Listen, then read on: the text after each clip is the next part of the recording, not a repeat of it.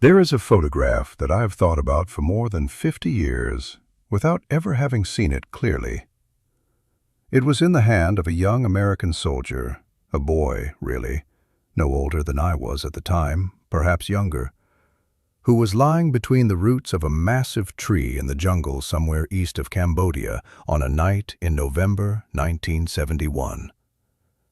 The photograph was folded many times, the way you fold something you carry close to your body because you need it near you, because the act of unfolding it and looking at it is something you do when the world feels most uncertain, when the distance between where you are and where you want to be feels most unbearable.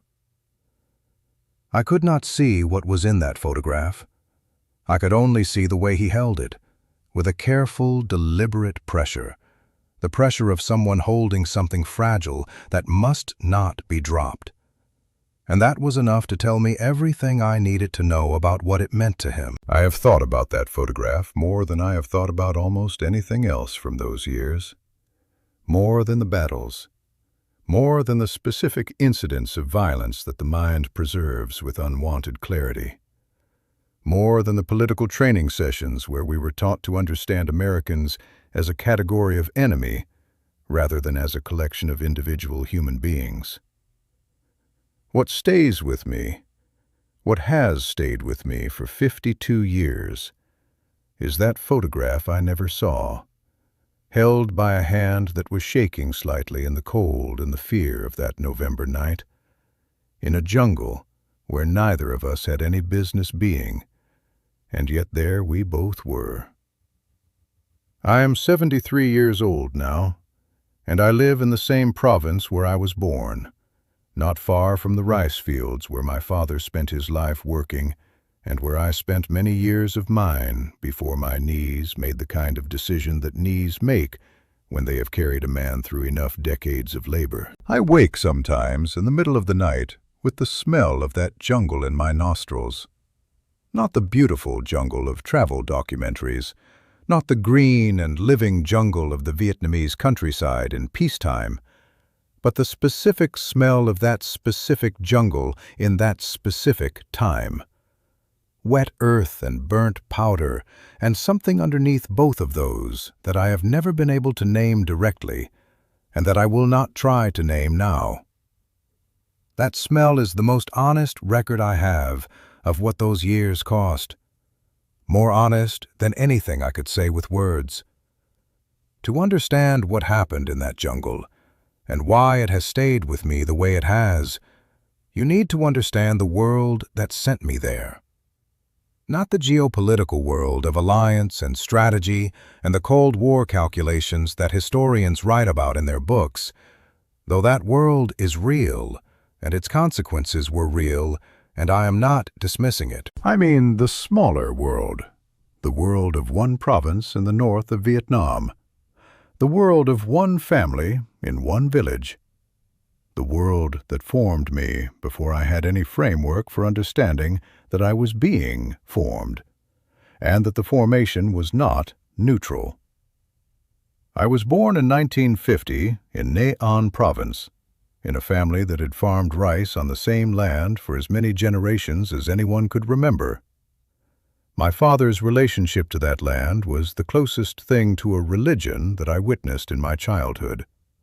Not a sentimental attachment, not the romanticized connection to the earth that people who have never farmed sometimes imagine when they think about farmers, but a deep, practical knowledge that bordered on intimacy. He knew that land the way you know the face of someone you have lived with for decades. Every mood, every variation, every sign that something was about to change.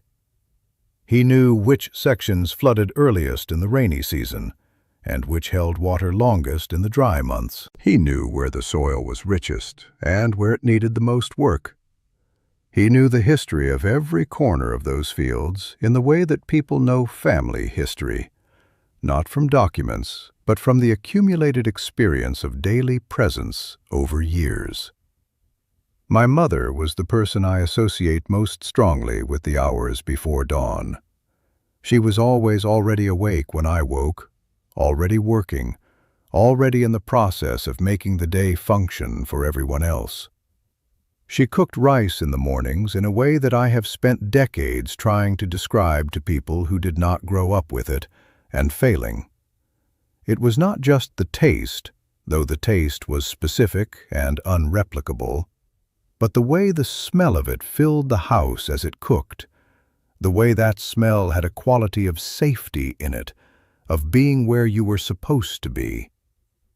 I have looked for that smell in every bowl of rice I have eaten since leaving that house, and I have never found it completely, because it was not only about the rice. The political education that was as much a part of my schooling as mathematics shaped my understanding of the world from the earliest years I can remember. The Americans were the enemy, not a political opponent, not an adversary with whom negotiation was possible, but something closer to a force of destruction without conscience or humanity. An empire that had come to consume our land and our people. This was not presented as one interpretation among others. It was presented as the way things were, with the same authority as the statement that water runs downhill or that the monsoon comes in summer. I absorbed this the way children absorb language, before I had the critical distance to evaluate it, before I understood that what I was absorbing was a construction and not simply the truth. By the time I was conscripted at 18, the abstract enemy of my political education had been given a certain amount of concrete substance by the experiences of those around me. Families from bombed provinces had passed through our area. Men from neighboring villages had gone south and not returned. The chemical agents that had destroyed harvests in certain regions were not abstract concepts, but reported realities that had touched people I knew. These experiences fitted neatly into the narrative I had been given, confirming it rather than complicating it. And so I left for the South carrying a hatred that I believed was righteous, because I had seen enough of its evidence to believe it was earned. The Ho Chi Minh Trail was nothing like anything I had been prepared for. I had been trained for combat, trained for ideology, trained to understand the political meaning of what we were doing and why it mattered. I had not been trained for the specific physical reality of weeks of marching through jungle at night, carrying everything I owned on my back, stepping precisely where the person in front of me stepped, because the alternative was a misstep in the dark that could kill you, or expose you, or cost you a limb. I had not been trained for the sound of American aircraft engines coming through the night air. That sound, once you have heard it in that context, in that darkness, with that much at stake, goes somewhere in the body that training does not reach, and that does not respond to ideology when it arrives. I had not been trained for the smell of fear, which turned out to be a very specific and very physical thing, nothing like the abstract concept I had carried until then. Fear, I learned in those first weeks on the trail, is not a state of mind. It is a state of body. It lives in the chest, in the stomach, in the specific quality of the saliva in your mouth. It changes the way you hear things, the way you see things, the way time moves. It does not respond to reasoning or to conviction or to the knowledge that your cause is just. It simply is, as present and as undeniable as hunger or cold or pain. And once you have learned this about fear, once you have experienced it as the bodily reality it is rather than the conceptual category it seemed before, you understand something that no political training can teach you. That fear is the same in every body, in every language, on every side of every war. That the American soldier who was afraid in this same jungle was afraid in the same place in his body that I was afraid. That his fear felt the same from the inside as mine felt from the inside.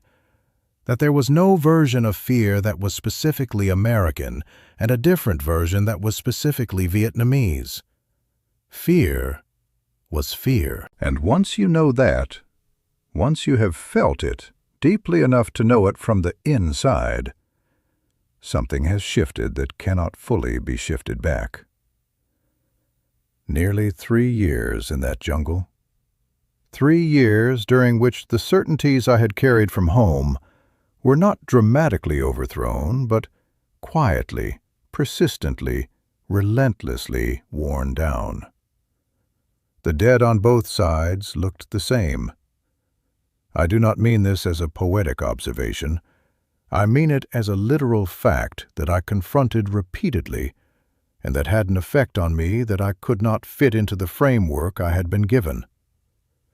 The dead had the same expressions, the same positions, the same quality of absolute stillness that distinguishes the body from which life has departed from the body that is simply sleeping. The ideology that I carried told me that American soldiers were fundamentally different from Vietnamese soldiers, that there was something essentially other about them that justified the hatred and the violence. But the dead did not display this difference. The dead were simply dead, and in death they looked like all the other dead, and looking at them repeatedly over those years worked on me in ways that I could not name at the time, but that I understand now as the beginning of the unraveling of what I had been taught. The night of November 1971 arrived as the other nights had arrived, with darkness and moisture and the particular quality of alertness that becomes chronic after enough time in a combat zone, so that you are never entirely off guard and never entirely at rest, existing in a permanent state of partial vigilance that slowly changes the texture of consciousness itself. My unit had been caught in an ambush earlier in the evening and scattered through the jungle, and I was alone, moving carefully through absolute darkness, trying to navigate by sound and by the feel of the ground under my feet, when I heard something that was not the jungle. It was a sound below the threshold of what you would call a sound. An exhalation, a controlled breath that was not quite controlled. The specific quality of sound that a person makes when they are in pain and trying not to make sound. I stopped immediately and stood completely still, listening, orienting. It came again, from the direction of a mass of roots that rose from the ground in the darkness ahead of me. I approached with the slowness that those years in the jungle had made automatic in me, moving the weight of my body so gradually that each step was barely a step, until I could see, in the imperfect darkness, in the partial light that filtered through the canopy from the sky above, the shape of a person lying between the roots. American uniform, young face, the age was difficult to judge in that light, in that situation, but young, certainly, possibly younger than I was.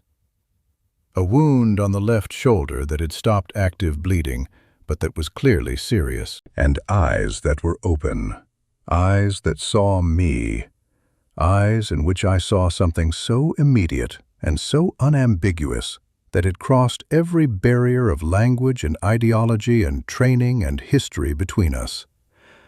The specific, unmediated, human fear of a living creature that is in pain and alone and does not know whether it will survive the next hour. I knew that fear. I had been living with it for 3 years.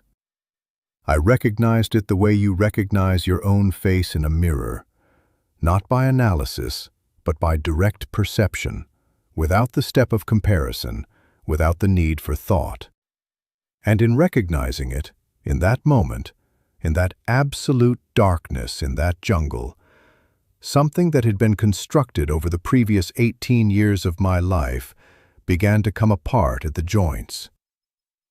I stayed with him for several hours. I dressed the wound as best I could with what I had in my kit. I sat beside him in the dark, listening for any sound that would indicate we needed to move, maintaining the alertness that never fully left me in those years, while also being present to what was happening in a way that I cannot fully explain. We did not speak. I had no English, and what little he might have had of Vietnamese was certainly not adapted to that situation. But there was a communication happening that did not require words, that moved at a level below language, a communication of two human beings acknowledging each other as human beings in a place where, and at a time when, that acknowledgement cost something to make. When I heard voices in the distance that I identified by their rhythm and their character as American, his people, searching for him, I stood slowly and made a gesture toward the sound, indicating that help was coming, that he should not move, that the voices were not a threat. He understood. He looked at me for a moment with an expression that I have thought about many times in the years since, an expression that contained things I recognized and things I could only guess at. And then he nodded, and I turned and walked back into the jungle, and I did not look back, because looking back would have required me to be a different person than the one I was in the process of becoming. I came home in 1972. The years that followed were the years of building a life, marriage, children, the slow accumulation of the ordinary experience that constitutes a life when the extraordinary experience is over. Vietnam changed around me, in ways that I had expected and in ways that surprised me, and I changed with it in the ways that I could and held fixed in the ways that I could not. The night in the jungle was not something I talked about. It was not something that fit easily into any of the narratives available to me in the Vietnam of those decades. Not the official narrative of heroic resistance, not the personal narrative of trauma and survival, not the emerging narrative of national reconciliation that began to take shape as the country slowly moved toward a different relationship with the world. What I carried instead was a kind of private knowledge, a knowledge that I had arrived at not through study or argument or political conversion, but through the specific physical experience of a night in the jungle with a frightened young man from a country that I had been taught was my enemy. The knowledge was simple, in the way that the most important things tend to be simple. He was a human being. Not a category, not a symbol, not a representative of an ideology or a nation or a historical force. A human being with a wound and a photograph and a fear that felt the same from the inside as my fear felt from the inside. And that human being had looked at me and I had looked at him, and we had both known something in that moment that no training had given us and that no ideology could take away. I am 73 years old now, and I have lived long enough to see the country that sent me to that jungle and the country that sent him to that jungle become something approaching partners, trading partners, tourist destinations for each other's citizens, participants in a relationship that would have been incomprehensible to the boys we both were in 1971. I watch young Vietnamese and young Americans interact in the cities, and I feel something that I cannot name simply, something that contains both grief and a kind of forward-looking relief. Grief for what was wasted, for all the years and lives consumed by a hatred that had to be manufactured because it was not natural. And relief that the manufacturing has at least partially stopped, that the next generation does not begin with what my generation began with. I was trained to hate Americans. I carried that training faithfully for years, through the long months on the Ho Chi Minh Trail and through the years in the jungle that followed. And I believed in it with the sincere conviction of someone who has only ever been given one version of the world. What I found in the jungles of Vietnam was not a refutation of everything I had been taught. The war was real, the bombs were real, The suffering of my people was real. But the young man in the jungle was also real. And his realness, his specific, individual, undeniable human realness, was something that my training had not prepared me for, and that no training could have survived. It is the most important thing the war taught me, and I have been learning it ever since.